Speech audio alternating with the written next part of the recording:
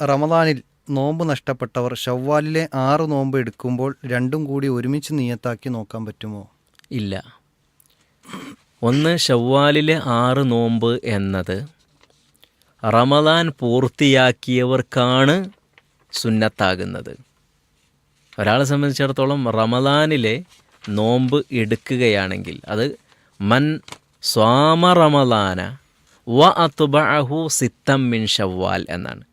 ആരെങ്കിലും റമദാനിലെ നോമ്പ് എടുത്തു എന്നിട്ട് അതിന് തുടർത്തിക്കൊണ്ട് ഷവ്വാൽ മാസത്തിൽ നിന്ന് 6 നോമ്പുകളും നോറ്റിട്ടുണ്ട് എങ്കിൽ ഫക അന്നമാ സ്വാമദ്ദഹ്റ കുല്ലഹു, അവൻ വർഷം മുഴുവൻ നോമ്പെടുത്തതുപോലെയാണ് എന്നാണ് നബി സല്ലല്ലാഹു അലൈഹി വസല്ലം നമുക്ക് പഠിപ്പിച്ചു തന്നിട്ടുള്ളത്.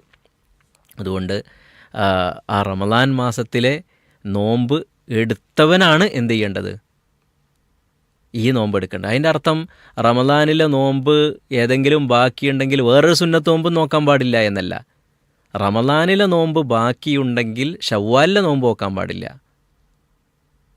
റമദാനിലെ നോമ്പ് ബാക്കിയുണ്ടെങ്കിൽ 6 നോമ്പ് എന്ന് നമ്മൾ പറയുന്ന ഷവ്വാലിലെ നോമ്പുണ്ടല്ലോ, ആ നോമ്പ് നോൽക്കരുത്. ആ നോമ്പ് നോൽക്കണമെങ്കിൽ ഇത് പൂർത്തിയാക്കണം. അതുകൊണ്ട് വേഗത്തിൽ ഇത് പൂർത്തിയാക്കുക. ഷവ്വാലിലെ നോമ്പ് നോൽക്കണം എന്നൊരാൾക്ക് ആഗ്രഹമുണ്ടെങ്കിൽ എന്ത് ചെയ്താൽ മതി? ആദ്യം ഈ നോമ്പ് പൂർത്തിയാക്കിയിട്ട് ഷവ്വാൽ അവസാനം വരെ നോക്കാവുന്നതാണത്. പലരും മനസ്സിലാക്കി വെച്ചത് തുടക്കത്തിൽ തന്നെ വേണമെന്നാണ്. അല്ല, നമുക്കൊരു 3 or 4 നോമ്പ് നഷ്ടപ്പെട്ടു, 5 or 6 നോമ്പ് നഷ്ടപ്പെട്ടു, അത് ഈ ഷവ്വാലിൽ നോറ്റതിന് ശേഷം ബാക്കിയുള്ള ദിവസങ്ങളിൽ എന്ത് നോക്കാവുന്നതാണ് നമുക്ക്?